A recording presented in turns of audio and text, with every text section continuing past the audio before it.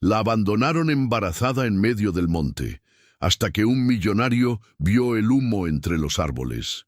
El millonario iba de paso por su rancho, y la encontró sola, embarazada, en una casa abandonada en medio del monte. Pensó que era problema ajeno, pero algo en los ojos de esa mujer le impidió irse, y lo que pasó después le enseñó lo que ningún negocio, ningún rancho y ningún éxito habían podido enseñarle. Porque a veces Dios pone en el camino exactamente a quien necesita ser encontrado. La carretera que sale de Guadalajara hacia el norte de Jalisco es el tipo de camino que los GPS marcan como ruta alternativa y que los locales conocen como la ruta de verdad. Cerros verdes que se abren y cierran, ganado cruzando sin aviso, y de vez en cuando, perdido entre el monte, un caserío que no aparece en ningún mapa, pero que lleva ahí 100 años. Santiago Villanueva conocía ese camino de memoria. Lo había recorrido desde niño en la camioneta de su padre, luego solo en su propio carro, luego en helicóptero, cuando los negocios crecieron y el tiempo se volvió el recurso más escaso. 42 años, dueño del grupo agropecuario más grande del occidente de México. Alto, cabello oscuro con primeras canas en las sienes, manos que todavía tenían los callos del trabajo de campo, aunque hacía años que no los usaba para eso.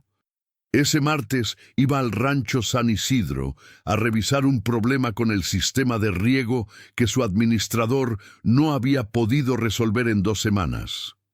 La camioneta perdió señal al llegar al kilómetro 83. El GPS se congeló, mostrando una ruta que ya no existía, porque la tormenta de la semana anterior había derrumbado un tramo del camino sobre el arroyo seco.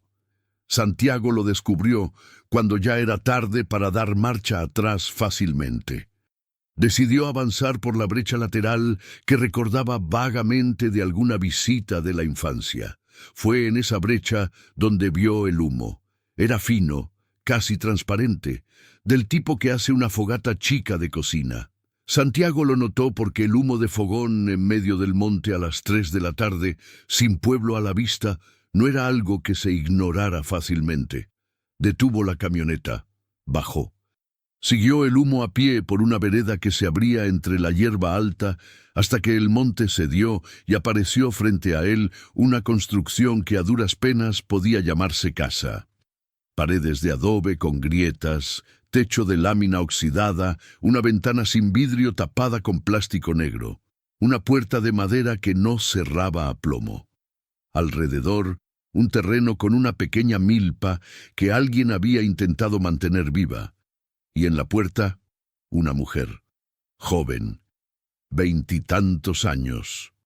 Cabello negro recogido en una trenza deshecha, ropa simple y gastada, la barriga de 7 meses adelantando el vestido de tela corriente, y en las manos, apretada contra el pecho, una llave oxidada, grande, de las antiguas, sostenida con esa tensión de quien no tiene más que eso, pero lo defiende con todo. No era amenaza, era lo único que tenía. Santiago se detuvo a 10 pasos. Levantó las manos despacio, las palmas abiertas. La mujer no se movió. Lo miraba con unos ojos que Santiago no supo nombrar en ese momento. No eran ojos de rabia ni de desesperación. Eran ojos de quien ya perdió demasiado, ya ha aprendido que lo que queda hay que cuidarlo con lo que sea. No soy nadie, dijo Santiago. La voz tranquila, sin elevarla. Solo busco paso. El arroyo seco está crecido. Silencio. Me llamo Santiago. Tengo rancho por aquí. Solo necesito pasar. La mujer seguía sin moverse. Pero sus ojos sí se movieron. Bajaron al carro estacionado en la brecha, subieron de nuevo a él, calculando. Santiago miró alrededor sin mover los pies. La milpa, el techo con un hoyo visible, la puerta que no cerraba bien, el plástico negro en la ventana, y entendió algo que tardó 2 segundos en procesar. No había otro carro, no había ropa tendida, no había ninguna señal de que hubiera alguien más. Solo ella, sola, embarazada de 7 meses, en medio del monte. ¿Estás sola?, preguntó. Fue la pregunta equivocada. Los ojos de la mujer cambiaron. Se enfriaron un grado exacto, de la manera en que se enfría la mirada de quien acaba de confirmar algo que ya sabía. Lo suficientemente sola, dijo, para que no importe si estoy o no. Santiago procesó eso. No era hostilidad lo que había en esas palabras, era cansancio. El tipo específico de cansancio de quien ha tenido que explicarse demasiadas veces y ya no tiene energía para hacerlo de nuevo. No vine a hacerte daño, dijo. Pero tampoco me voy a ir sin preguntarte si necesitas algo. No te pregunté tu opinión. No, pero igual la tengo. Otro silencio. El monte respiraba alrededor de los dos. Los pájaros, el viento entre los encinos, algún animal moviéndose lejos, en el monte cerrado. Y entonces la mujer bajó las manos. No soltó la llave, pero la bajó. Y eso, Santiago lo supo después, era lo más parecido a una bienvenida que ella sabía dar en ese momento. La mujer se llamaba Esperanza. Y ese nombre, lo entendería con el tiempo, era el más honesto que alguien podía tener. Para entender a Esperanza Ramírez hay que entender de dónde venía, porque las personas no aparecen en los lugares donde las encontramos. Llegan de algún lado, con todo el camino cargado encima. Había nacido en un ejido del norte de Jalisco, la tercera de 5 hermanos, en una familia donde el trabajo era lo primero y lo segundo y lo tercero, y los sentimientos se guardaban para después de la cosecha, que siempre era cuando había tiempo. Su padre sembraba maíz y frijol en tierras que apenas alcanzaban. Su madre cuidaba la casa, a los 5 hijos, y a veces a los hijos de las vecinas cuando ellas tenían que salir a trabajar. Había terminado la secundaria con las mejores calificaciones del ejido. La maestra de español le había dicho que tenía talento para escribir, que debería pensar en ir a estudiar a Guadalajara. Esperanza lo había pensado durante 2 años exactos. El tiempo que tardó en entender que pensar en estudiar y poder hacerlo eran cosas distintas y que la diferencia entre las dos era dinero que su familia no tenía. Así que a los 19 había empezado a trabajar en las casas de la cabecera municipal. Limpieza, cocina, lo que hubiera, sin contrato, sin prestaciones, sin horario fijo. Pero era trabajo constante y el dinero llegaba puntual, que ya era más de lo que muchos podían decir. A los 21 años conoció a Aurelio González. Era supervisor de una constructora que llegó al municipio para un proyecto de caminos.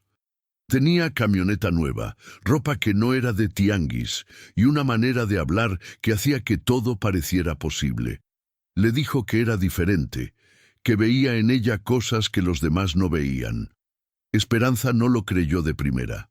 Había aprendido a desconfiar de lo que sonaba demasiado bien, pero Aurelio insistió, con paciencia, con detalle, con esa perseverancia de quien sabe exactamente qué botones presionar. Y Esperanza, que llevaba años siendo invisible para todo el mundo, descubrió que ser vista por alguien, aunque fuera por las razones equivocadas, llenaba un hueco que ella no sabía que tenía. Estuvieron juntos 8 meses.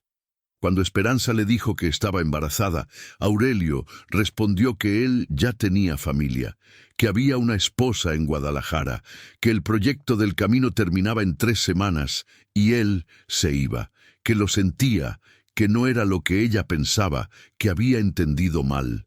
No gritó, no discutió, solo dijo esas palabras con esa calma de quien ya tenía la respuesta preparada desde antes de que ella preguntara. Y se fue.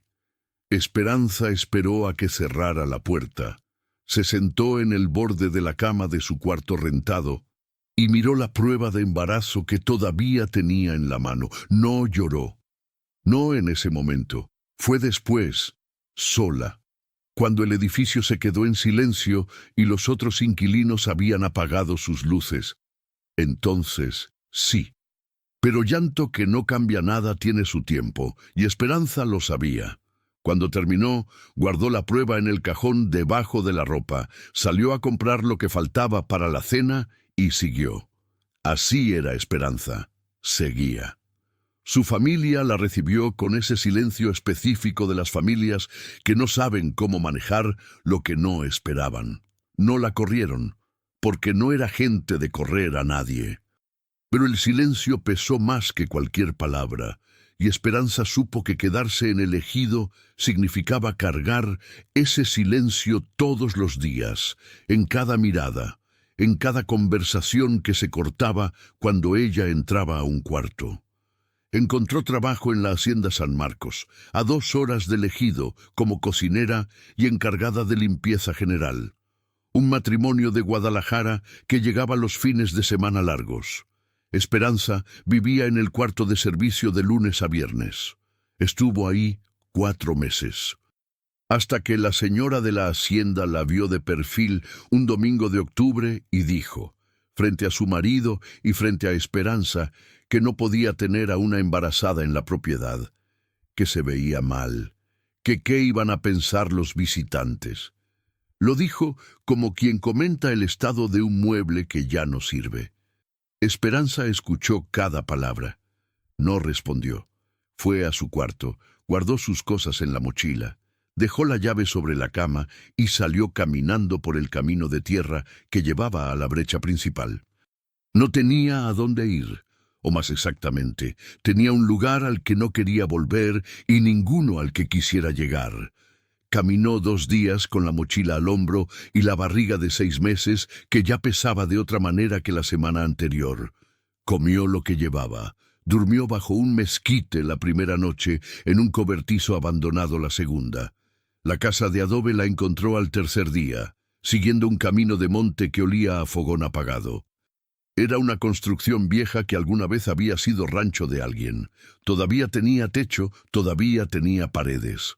Un fogón de piedra que funcionaba si conseguías leña, una cama de madera sin colchón, pero con la estructura entera, y sobre la puerta, colgada en un clavo oxidado, una llave antigua. Esperanza tomó la llave, la miró, y se quedó, no porque fuera bueno, sino porque era lo que había, y a veces, cuando no hay más opciones, lo que hay se convierte en suficiente. Las semanas que siguieron fueron las más duras que había vivido, y su vida ya había tenido lo suyo. La milpa que encontró al costado de la casa estaba abandonada pero no muerta. Esperanza la recuperó con trabajo y paciencia. Desherbó, regó, cuidó cada planta como si de cada una dependiera la semana que venía, porque así era. Buscaba agua en un arroyo que quedaba a 20 minutos caminando. Cocinaba en el fogón de piedra con la leña que juntaba por la tarde. Dormía con la llave antigua debajo del petate, no por miedo a que alguien la robara, sino porque era la única cosa en ese lugar que sentía que era suya, que ella había elegido, que nadie le había dado por lástima ni por obligación. Por las noches hablaba con el bebé. No era locura, era la única conversación que podía tener. Le contaba del ejido, de sus padres, de la maestra que había dicho que tenía talento. Le contaba de la milpa que iba creciendo. Le decía que iba a estar bien, que iba a nacer en un lugar con techo aunque tuviera un hoyo, con comida aunque fuera poca, con una mamá que no iba a irse aunque las cosas fueran difíciles.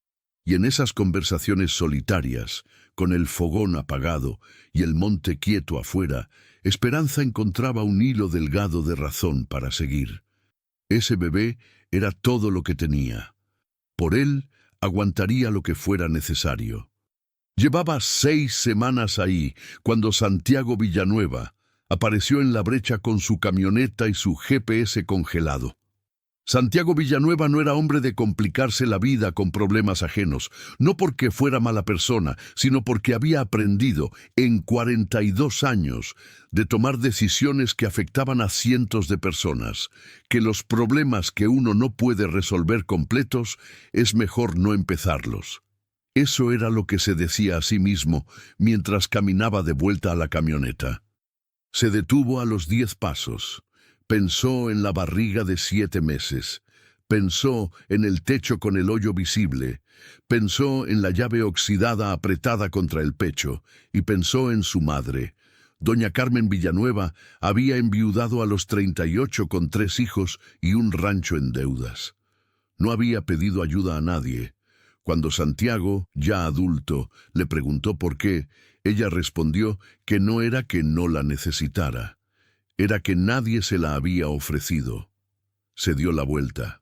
Entró de nuevo al terreno. Esperanza seguía en la puerta, sin la llave visible ya, con los brazos cruzados sobre la barriga de esa manera en que las mujeres embarazadas protegen lo que llevan adentro sin pensarlo. «El arroyo no va a bajar hasta mañana», dijo Santiago. «Necesito pasar la noche aquí si no te molesta». Esperanza lo miró. «¿Eso es tu problema?» «Sí. Y el tuyo es que ese techo tiene un hoyo, y esta noche va a llover». Silencio. Ella no respondió, pero tampoco cerró la puerta. Santiago fue a la camioneta.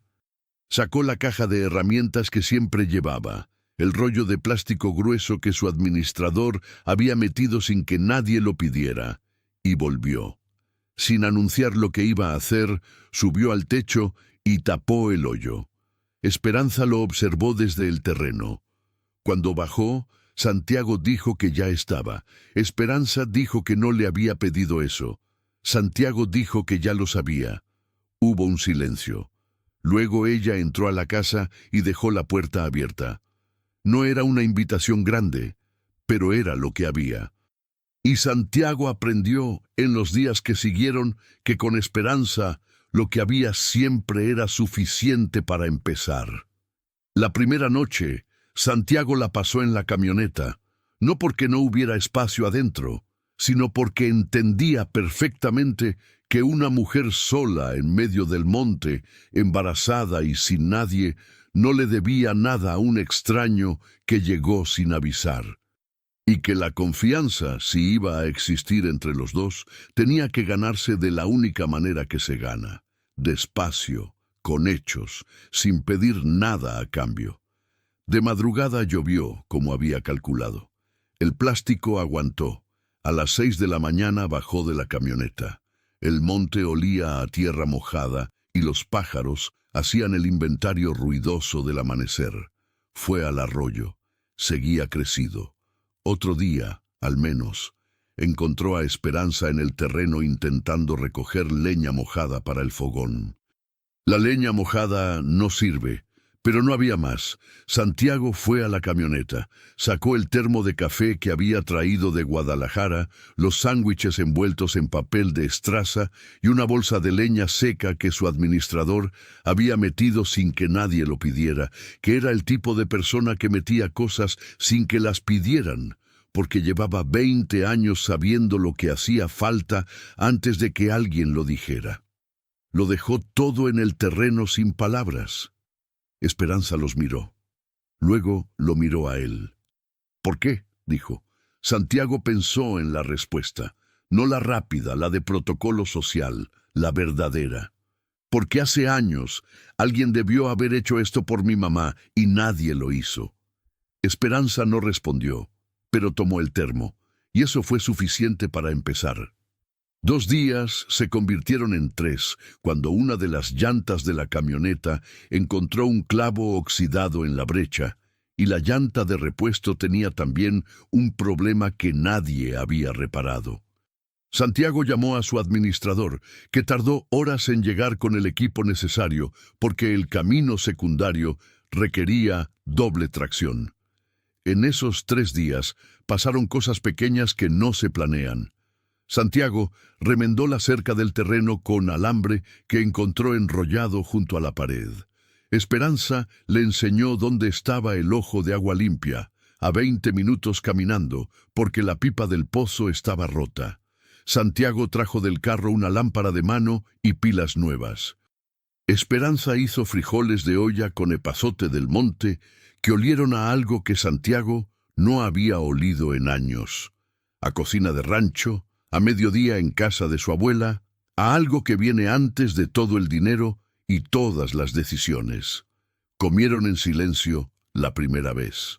La segunda vez, Esperanza preguntó de qué eran los ranchos. Santiago explicó: ganadería, agricultura, distribución, los números, la logística. Esperanza escuchó con esa atención de quien procesa antes de opinar. ¿Y para qué?, dijo cuando él terminó. Santiago parpadeó. ¿Cómo que para qué? ¿Para qué tanto? ¿Para qué necesitas todo eso? Era la pregunta más directa que alguien le había hecho en años. Las personas en su mundo asumían que más era mejor. Nadie preguntaba para qué. Santiago no supo qué responder. Y eso, que un hombre de 42 años con empresas en 3 ciudades no supiera responder una pregunta de 3 palabras, fue lo primero que hizo que Esperanza lo mirara de manera diferente. La tercera noche, cuando ya el arroyo había bajado, pero la llanta no llegaba hasta el día siguiente, Esperanza habló. No fue conversación larga. Fue lo que era. Alguien que lleva meses cargando algo sola y que encontró, sin buscarlo, un espacio donde podía ponerse sobre la mesa. Contó sobre Aurelio, no con rabia, que ya la había procesado, con esa calma fría de quien cuenta algo que dolió, pero que ya dejó de ser herida para volverse cicatriz. Contó sobre el ejido y el silencio de su familia. Contó sobre la señora de la hacienda, que habló de ella como si no estuviera presente. Contó sobre los 2 días caminando con la mochila y la barriga. Santiago escuchó todo sin interrumpir, sin decir que entendía, porque no entendía del todo, sin decir que iba a estar bien, porque no lo sabía, solo escuchó. Y eso, en la experiencia de Esperanza, ya era suficientemente raro para valer algo. ¿Y el bebé?, preguntó Santiago cuando ella terminó. Esperanza puso la mano sobre la barriga. El gesto más honesto que tenía. Va a estar bien, dijo. No como promesa que le hacía a él, como promesa que se renovaba a sí misma cada día desde que supo que estaba embarazada. Santiago la miró. ¿Cuándo es? 1 mes y medio, según la enfermera del centro de salud. ¿Fuiste una vez? Una vez en todo el embarazo. Santiago asintió. Guardó ese dato en el lugar donde guardaba las cosas que iba a hacer algo con ellas. Al 4.º día llegó doña Guadalupe. Guadalupe Méndez tenía 63 años. Era la encargada del rancho San Isidro desde hacía 22. Y tenía la autoridad tranquila de quien conoce cada animal, cada planta y cada persona dentro de un radio de 30 kilómetros de su dominio. Llegó con la camioneta de doble tracción, la llanta reparada, 2 bolsas de víveres que nadie le había pedido, y esa expresión que en 3 segundos le dijo a Santiago todo lo que necesitaba saber. Vio a Esperanza, vio la barriga, vio la casa de adobe, y miró a Santiago con los ojos de quien no va a hacer preguntas inconvenientes ahora, pero que las tiene guardadas para después. «Doña Lupe», dijo Santiago, «ella es Esperanza. Necesita ayuda». Guadalupe se bajó de la camioneta y fue directo a Esperanza con la eficiencia de quien no pierde tiempo en protocolos. Le tomó las manos, las miró, le preguntó cómo se llamaba el bebé. Cuando Esperanza dijo que todavía no sabía, doña Lupe dijo que el nombre llegaba solo cuando uno conocía a la persona, que no había que apurarse. Esperanza la miró, y algo en sus ojos cambió. Fue pequeño, apenas perceptible, pero Santiago lo vio. El gesto de quien encuentra, sin esperarlo, a alguien que la trata como persona y no como problema. Esa tarde, mientras Santiago revisaba la situación del sistema de riego con su administrador, doña Lupe se quedó con Esperanza. No para cuidarla, que Esperanza no hubiera aceptado eso, para estar ahí, para hablar de cosas prácticas, el bebé, lo que necesitaba, lo que había, lo que podía conseguirse. De noche, cuando regresaron al rancho San Isidro, doña Lupe encontró a Santiago en el estudio revisando papeles. «Esa muchacha no puede quedarse en ese adobe», dijo. «Lo sé. El cuarto junto al jardín está vacío desde hace 2 años». «Lo sé». Doña Lupe lo miró. «Entonces, tiene que querer ella». «¿Ya le preguntaste?» «Todavía no». Guadalupe asintió. «Pues pregunta». Los hombres que esperan que la gente adivine lo que quieren ofrecerles pierden mucho tiempo. Santiago fue al día siguiente.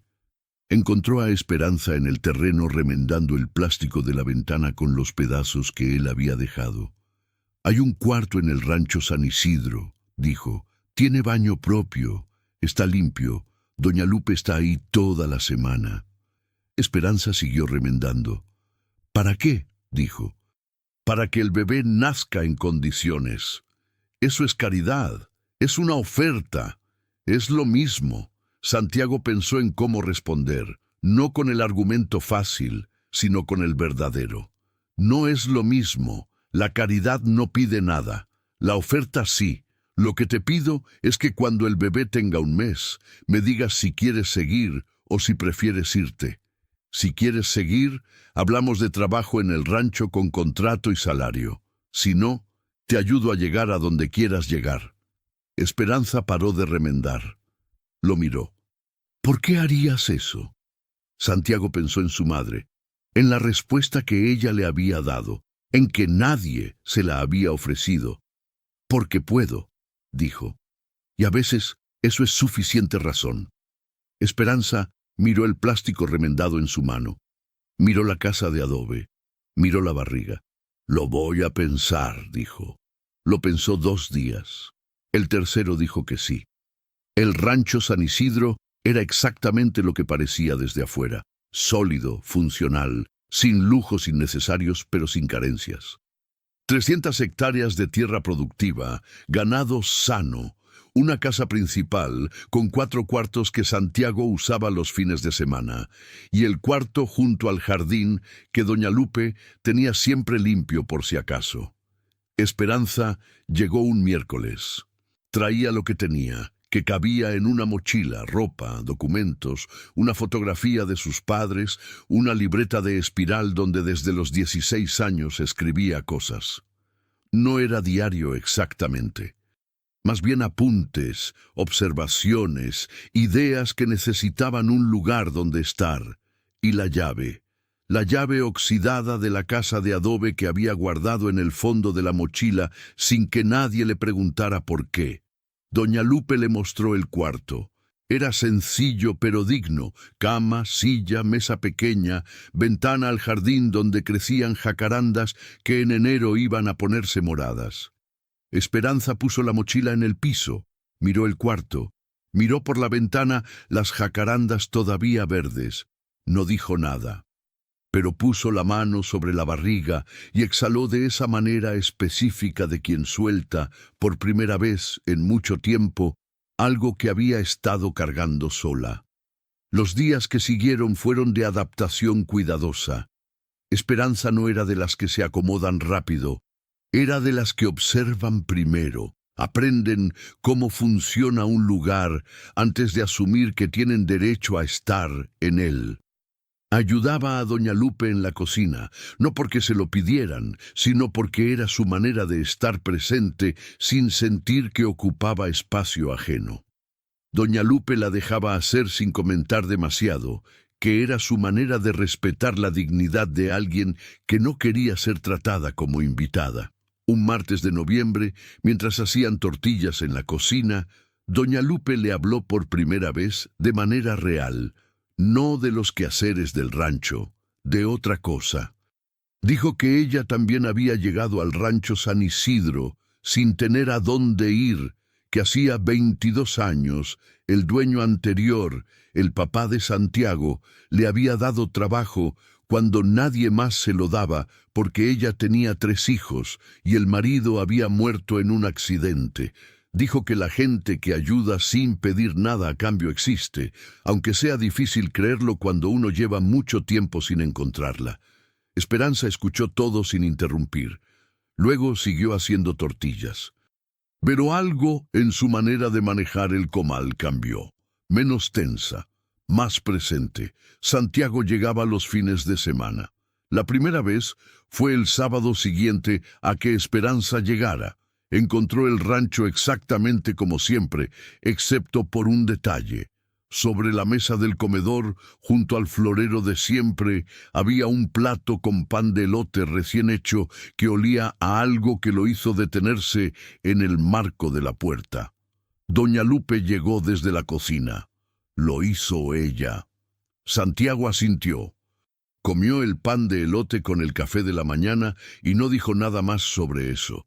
Pero doña Lupe lo vio quedarse con el plato más tiempo del necesario. La primera conversación real entre Santiago y Esperanza en el rancho fue un domingo por la tarde, en la banca de piedra junto al corral, donde él acostumbraba sentarse cuando quería pensar sin teléfono ni decisiones.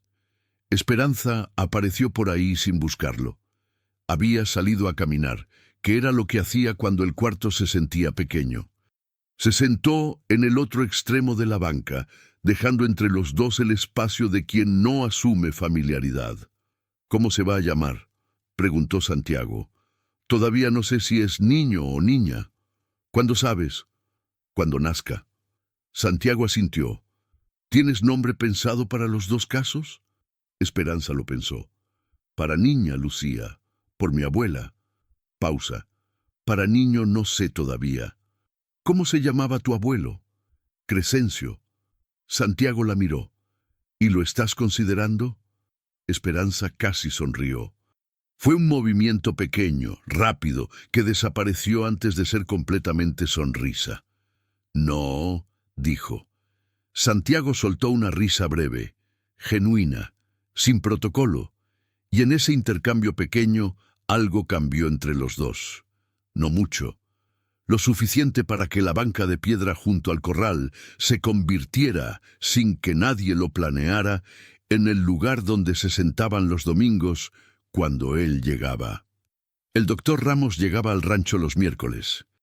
Era médico del IMSS en la cabecera, con 20 años de experiencia en comunidades rurales, que había aceptado hacer visitas periódicas cuando Santiago le pidió con esa directness que no dejaba mucho espacio para negarse. «Hay una paciente embarazada que necesita seguimiento y no puede ir al centro de salud con facilidad. Le pago lo que corresponde más el camino. ¿Cuándo puede empezar?» El doctor Ramos empezó la semana siguiente. Esperanza recibió la primera visita con ese recelo de quien no está acostumbrado a que las cosas funcionen sin trampa. «¿Quién paga?», preguntó. «Yo», dijo Santiago. «No puedo aceptar eso. Ya está pagado». «Eso no es respuesta». «Es la respuesta que tengo hoy», dijo Santiago. «La otra es que cuando puedas pagar parte, me lo dices. Mientras tanto, el bebé necesita control». Esperanza lo miró. Calculó. «Está bien», dijo finalmente.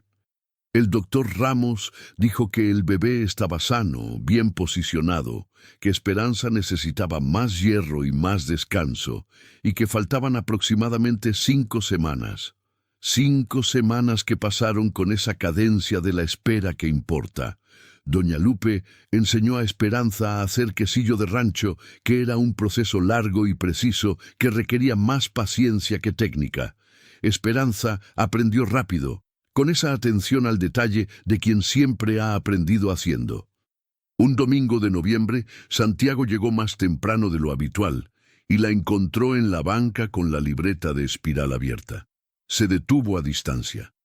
«¿Qué escribes?», preguntó. «Cosas». «¿Qué tipo de cosas?» «Las que pasan».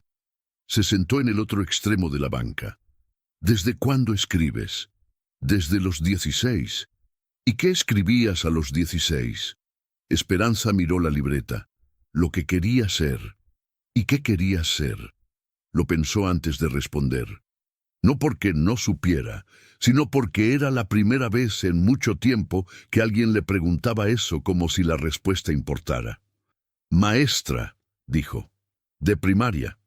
para que los niños que crecen como yo crecí tuvieran a alguien que les dijera que podían.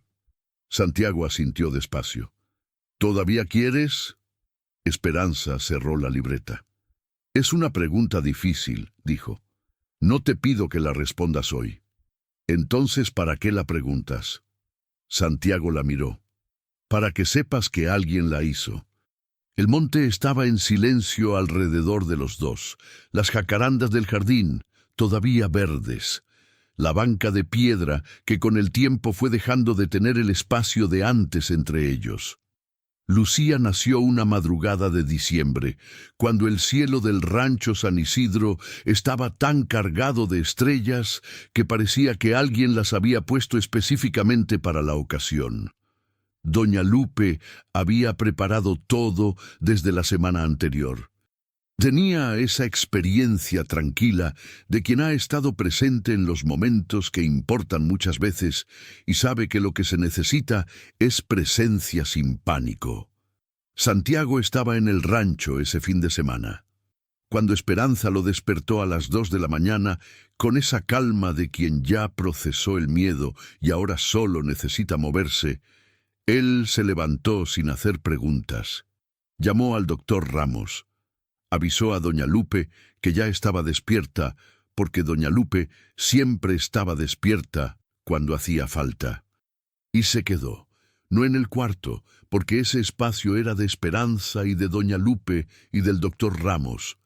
Se quedó en el corredor, sentado en la silla de madera que siempre había estado ahí, con el café que él mismo hizo, esperando. Escuchó las horas pasar. El corredor del rancho San Isidro a las 3 de la mañana tiene ese silencio del campo cuando la noche es completa. Los grillos, el viento, el ganado en el corral. Y de vez en cuando, filtrándose por la puerta entreabierta, la voz tranquila del doctor Ramos dando instrucciones. Santiago pensó cosas que no había pensado en mucho tiempo.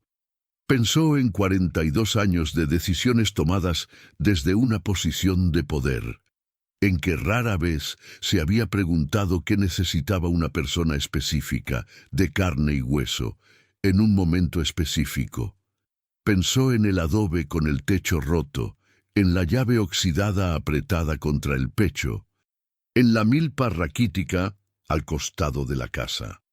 Pensó en que si el arroyo no se hubiera crecido, si el GPS no se hubiera congelado, si la brecha no hubiera sido el único camino disponible, nunca habría llegado ahí. Y Esperanza habría seguido sola en el monte, con 7 meses de embarazo y una llave oxidada como único argumento. A las 5:48 de la mañana escuchó el llanto, fino, agudo, insistente, el llanto de quien acaba de llegar y ya tiene algo que decir. El doctor Ramos abrió la puerta. «Todo bien», dijo. «Mamá y bebé perfectas». Santiago exhaló. Fue una exhalación larga, más larga de lo que esperaba. «¿Niña o niño?» «Niña, 3 kilos 100, sana». Santiago asintió. Se quedó sentado en la silla del corredor un momento más, con el café frío en la mano. Y sintió algo que no sabía exactamente cómo nombrar, pero que se parecía mucho a lo que su abuela llamaba gracia. La sensación de haber estado en el lugar correcto, en el momento correcto, sin haberlo planeado. Salió del hospital el viernes por la mañana con Lucía envuelta en una cobija amarilla que doña Lupe había cosido la semana anterior. Santiago estaba en el corredor. Había ido a dormir unas horas, a cambiarse, y había vuelto. Esperanza lo vio desde la puerta del cuarto antes de que él la viera a ella, de pie en el corredor, con las manos en los bolsillos, mirando hacia afuera con esa expresión de quien lleva horas esperando algo y ha decidido que esperará todo el tiempo que sea necesario. Cuando la vio, caminó hacia ella, miró a Lucía. La niña tenía los ojos entrecerrados con esa expresión de los recién nacidos, de quien acaba de llegar a un mundo con demasiada luz. Los puños cerrados junto a la cara. La respiración suave del que está aprendiendo. «Lucía», dijo Santiago en voz baja. como si la estuviera conociendo, como si el nombre y la persona se juntaran por primera vez en ese corredor del rancho San Isidro con el sol entrando por la ventana de madera. «Gracias por quedarse», dijo Esperanza. «No tenía dónde estar más importante». Los meses que siguieron fueron de una transformación que nadie diseñó y todos vieron. Esperanza con Lucía era lo que cualquiera hubiera predicho dado quién era, y también algo completamente diferente. Una persona que había llegado a la maternidad por el camino más duro posible y que por eso mismo la tomaba con una seriedad y una ternura que no tenían nada de exagerada. Le hablaba a Lucía todo el tiempo. No en el lenguaje especial que la gente usa para los recién nacidos, sino con palabras reales, explicándole las cosas del rancho, los nombres de los árboles, el color del cielo a diferentes horas. Como si Lucía fuera a entender, o como si eso no importara, y lo que importara fuera que escuchara. Doña Lupe dijo una tarde, mientras hacían tortillas, que Lucía iba a crecer sabiendo el nombre de todo. Esperanza sonrió. Ya era diferente a la sonrisa de los primeros meses, más ancha, más dispuesta, menos costosa. Santiago llegaba los fines de semana y a veces también los miércoles, que era cuando llegaba el doctor Ramos, aunque Lucía ya no necesitara tantas visitas. Nadie lo comentó. Doña Lupe lo notó desde la tercera semana y guardó esa observación en el lugar donde guardaba las cosas que ya sabe, pero que no necesitan decirse. Lucía a los 8 meses empezó a reconocer a Santiago. No a todos los que llegaban al rancho, a él específicamente. Cuando él entraba a un cuarto donde ella estaba, la niña levantaba los ojos y los mantenía ahí con esa atención de bebé, para quien las personas que importan tienen un peso diferente al de las demás. Santiago aprendió a sentarse en el piso cuando eso pasaba. No porque alguien se lo dijera, sino porque era lo que se hacía cuando una niña de 8 meses te miraba con esa seriedad que pedía que bajaras a su nivel. Un domingo de marzo, Santiago encontró a Esperanza en la banca junto al corral, con Lucía en el cargador, que doña Lupe había cosido con tela de manta. Se sentó. La brecha entre ellos en la banca era más corta que antes. «El doctor Ramos dijo que Lucía está perfecta», dijo Esperanza. «Sí, me mandó el reporte». Pausa. «¿Por qué sigues pagándolo?» «Porque Lucía necesita control regular y el centro de salud de la cabecera tiene lista de espera de 3 semanas. Ya puedo llevarla yo». «Ya sé». «Entonces...» Santiago miró el corral. El ganado pastaba con esa tranquilidad de los animales que no tienen decisiones que tomar. «Hay algo que quiero preguntarte», dijo, «y puedes decir que no». Esperanza esperó. «¿Qué quieres hacer con tu vida?» Era la misma pregunta de la libreta de espiral, reformulada. Esta vez no era abstracta. Era con Lucía en el cargador y el rancho alrededor y la banca que ya no tenía el espacio de antes entre los dos. «Estudiar», dijo. «Magisterio, si es posible». «Es posible. No tengo dinero para...» «Hay programas de beca para madres. El INEA tiene uno específico para comunidades rurales. Doña Lupe lo conoce porque su hija lo usó». Pausa. «Y si la beca no alcanza, el rancho tiene fondo de capacitación para empleados». «No soy empleada del rancho». «No todavía». Silencio. «¿Qué significa eso?» Santiago se giró hacia ella, no con el giro dramático, con el giro de quien va a decir algo que necesita decirse de frente. «Significa que llevas 4 meses aquí y el rancho funciona mejor, no porque yo hiciera algo diferente, porque doña Lupe está más contenta, y cuando doña Lupe está más contenta, todo funciona mejor». Y doña Lupe está más contenta porque tiene compañía que vale la pena. Pausa. «Hay trabajo real aquí, si lo quieres. Administración de la casa de rancho, coordinación con los proveedores, lo que hayas aprendido estos meses. Con contrato, con IMSS, con salario». Esperanza lo miró. ¿Y Lucía? El cuarto que ya tienen es de las dos. ¿Y si después cambias de opinión? Hay contrato, dijo Santiago. Lo que hay en papel no depende de lo que yo decida después. Esperanza miró a Lucía en el cargador. Pensó en el adobe con el techo roto. Pensó en la llave oxidada debajo del petate. Pensó en los 2 días caminando con la mochila. Lo voy a pensar, dijo. Lo pensó 3 días. El cuarto dijo que sí. 1 año después, Lucía caminaba. Lo hacía con esa energía de los que acaban de descubrir que tienen piernas y que el mundo es un destino posible, directo hacia el corral, directo hacia los encinos, directo hacia Santiago, cuando llegaba los viernes por la tarde y ella lo veía desde el corredor. Eso había empezado a los 10 meses, que cuando Santiago llegaba, Lucía soltaba lo que estuviera haciendo y caminaba hacia él con los brazos levantados. Santiago aprendió a agacharse para recibirla. Y esa imagen, el hombre de 42 años, con empresas en 3 ciudades, agachándose en el polvo del rancho para recibir a una niña de 10 meses con los brazos abiertos, era lo que doña Lupe llamaba, en su lenguaje sin adornos, ver cómo funciona realmente la gente. Esperanza estaba en el primer año del magisterio en línea, con la beca de Linnea complementada por el fondo del rancho. Estudiaba los martes y jueves por la tarde con la laptop que Santiago había traído sin decir nada, puesta sobre la mesa del cuarto junto al jardín, con la libreta de espiral al lado. Y sobre el buró, la llave oxidada de la casa de adobe. No en la mochila, en el buró, a la vista. Nadie le había preguntado por qué la seguía guardando. Pero si alguien le hubiera preguntado, Esperanza habría dicho que era para no olvidar.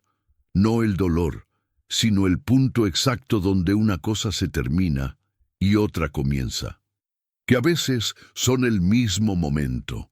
Sus compañeros de clase no sabían quién era exactamente. Respondía, trabajo en administración agropecuaria, cuando preguntaban que era verdad desde cualquier ángulo. El gerente del hotel boutique que Santiago tenía en Guadalajara le había preguntado, en una reunión donde ella había hecho una observación sobre tiempos de servicio, cómo sabía tanto sobre los detalles que los manuales no capturan. Porque los viví, había respondido. El gerente la miró un segundo. Eso vale más que cualquier curso. Doña Lupe visitaba el cuarto del jardín todos los días, que era su manera de revisar sin hacer de ello un evento. Traía cosas sin anunciarlas. Un tamal de más, una fruta de la cocina, el libro que había visto que Esperanza miraba en el estante del comedor principal. Esperanza las aceptaba sin hacer de ello un agradecimiento exagerado. Ese equilibrio, esa manera de dar y recibir sin que ninguno de los dos hiciera teatro de ello, era lo que los dos necesitaban. Una tarde de octubre, Santiago encontró a Esperanza en la banca junto al corral con Lucía en el regazo, señalándole los animales del hato y diciéndoles sus nombres. Se sentó. La brecha ya no existía de la manera en que existía antes. «¿Cómo va el semestre?», preguntó. «Bien, esta semana fue pedagogía constructivista». «¿Difícil?». No para alguien que ha explicado cómo funciona una planta de quesillo a una niña de 8 meses. Santiago sonrió. Fue la sonrisa de quien está exactamente donde debe estar. Esperanza también sonrió. Lucía señaló una vaca que pastaba cerca del corral. «¿Cómo se llama esa?», preguntó Santiago. «Valentina», dijo Esperanza, «la más necia del hato, siempre se sale del corral». «¿Y cómo la regresas?». «Le hablo, le digo su nombre, siempre vuelve». Santiago la miró. «Suena conocido», dijo. Esperanza lo miró, y en esa tarde de octubre, con el sol bajando sobre los cerros de Jalisco y Lucía repartiendo su atención entre la vaca Valentina y los 2 adultos, algo que había empezado en el monte con una pistola y un extraño al borde de un arroyo crecido, terminó de tomar la forma que siempre iba a tener, no con declaración, no con música de fondo. con Lucía levantando los brazos hacia los dos al mismo tiempo, como si hubiera decidido, con la lógica total de sus 12 meses, que ese era el orden correcto de las cosas. Y quizás lo era, porque a veces el camino se corta, el GPS se congela, la brecha se convierte en el único camino disponible y el rodeo que uno hace sin querer lo lleva exactamente donde necesitaba llegar. A veces Dios trabaja así, en el silencio, sin aviso, poniendo en el camino a quien necesita ser encontrado. Y lo que comienza con una llave oxidada sostenida con manos que tiemblan puede terminar en la cosa más verdadera que alguien haya construido en su vida. Fin.